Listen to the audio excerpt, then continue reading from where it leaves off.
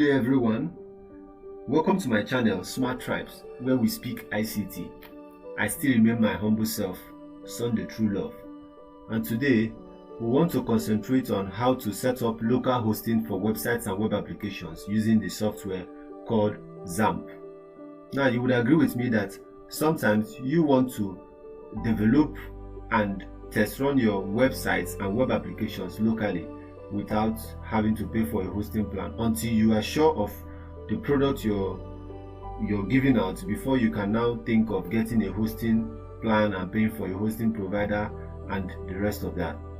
So today we are going to be talking about how to set up this local hosting so that you can design your websites and web applications locally and test run them in real time without having to pay for any hosting provider. And the software that will help us do that is called XAMPP. The first step is for you to go to apachefriends.org, where you will download XAMPP.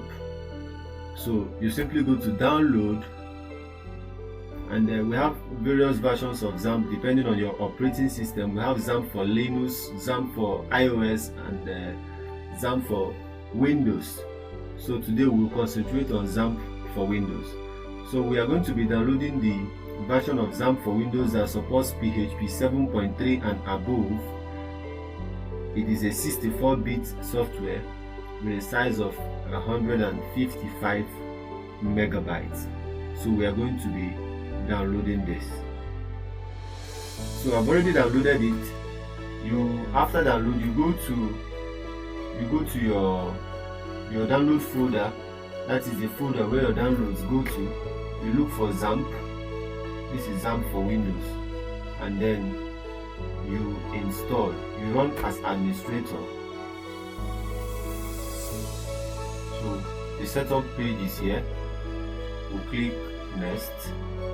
Then you select the components you want to install. For servers, you have Apache, MySQL, FileZilla, Mercury, and Tomcat. You have to make sure that all these things are marked. Although for the meantime, we'll be using Apache and MySQL, but just make sure they are all marked. Then for program languages, we have PHP and Perl. Make sure it is marked. And we also have PHPMyAdmin, Webalizer, and FixedMail. Also ensure that they are marked. Then you click next, and this is where you select the folder where the XAMPP is being installed and the name of the program. The name here is already XAMPP and the folder is the C folder. So we'll go next, and next setup. So the installation have begun.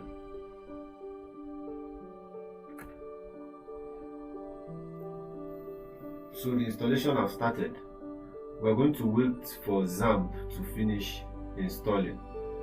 So after installing your XAMPP, let us look for the XAMPP folder.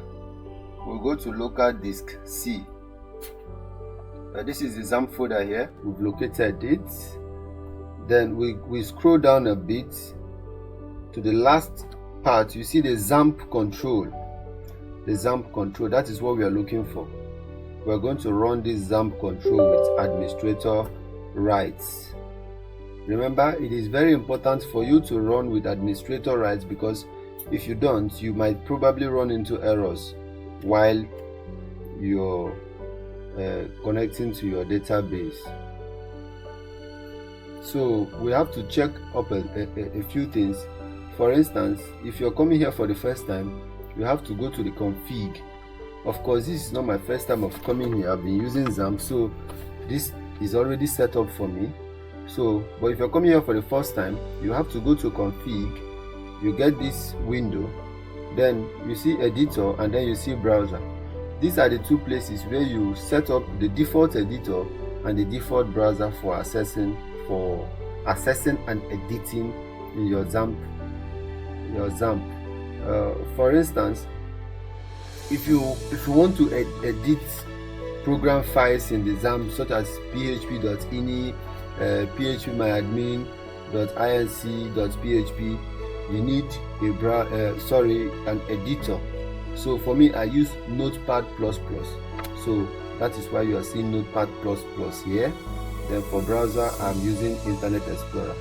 Then for auto starting of the modules, you can click on these modules: Apache, MySQL, FileZilla, Mercury, Tomcat. If you want them to automatically start every time you launch your XAMPP control panel, they will automatically start. But if you don't click them, anytime you launch your XAMPP control panel, you have to come here and start them. And after your work, you also come back and stop them before you exit your XAMPP control panel. Now that is for configuring the XAMPP control panel. Now let us go to our MySQL admin. Let us see our database proper. So this is our database, ladies and gentlemen. So this is the place where the databases will appear. For every time you add a new database, they will appear here. So when you open it, you see the tables that are inside that database. Now for you to link your web applications, your websites to a database, you need a user account on this database.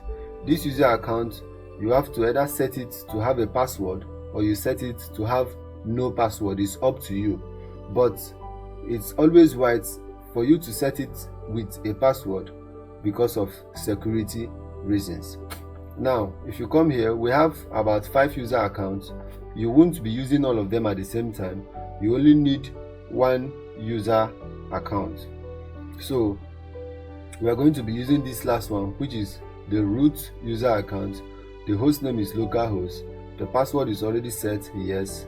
Then for privileges, it has all privileges. But you can also edit the privileges so that it won't have all the privileges here.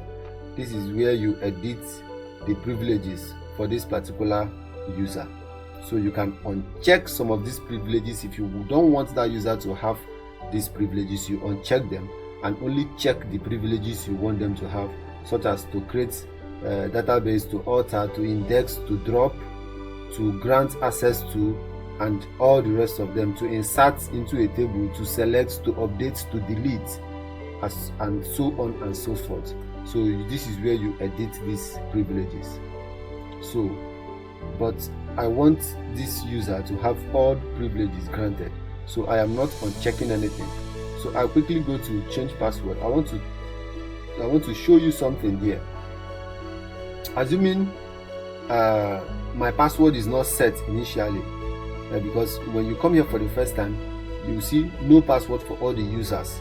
So assuming my password is not set initially, then I'll have to set a password. That is if I want the user to have a password. If I don't want, I'll leave it like that. So I set password. After setting password, I come to go. This PHPMyAdmin database also have the capacity to generate password for you automatically. So what you simply do is, when you click generate here, the password will come out. Then you copy it and save it somewhere and use it for accessing your database. So when you click go, the password has been changed. You see a notification: the password for root at localhost was changed successfully. So what happens is that when you go back to home, you realize that you no longer have access to this database. And the reason why you don't have access to this database is because the PHPMyAdmin file, the password and the username there is not matching with the username you just set on this database right now. So you have to locate that file and make sure that the passwords are matching. How do you locate the file? Let us go back to our XAMPP control panel. This time around, we go to Apache. Under Apache, you see this config, the config button there. You click config button, you see PHPMyAdmin. Then in bracket, you see config.inc.php. That is the file we are looking for. We are going to open it. Then when you open it, you see password here, you see user here. When you also come down, you see host, you see connect type, you also see control user, and you see control pass. So we have to change these things.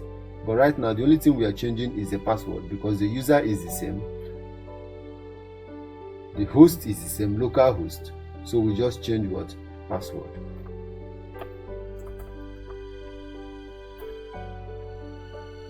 I think I can still remember the password I used. Okay, so after changing it, you save. And also remember this command here, this allow no password command. If you're using a password, make sure that allow no password command is the result is always false. Else, if you aren't using any password, you have to change it to true. Allow no password true, but when using password, allow no password is false. So we save. Let's go back to our MySQL database and let us reload. Ladies and gentlemen, we are back online. We now have access to our PHPMyAdmin. So here we can create databases, we can create tables for our web applications. So we are going to stop here for now.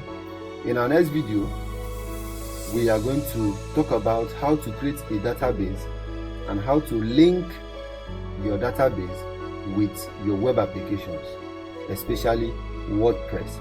How you are going to link your database with your WordPress web applications so that you can design locally without having to pay for any hosting provider until your application is ready to. Please subscribe to our channel by clicking on the subscribe button and click on the bell icon so that you will be the first to get notifications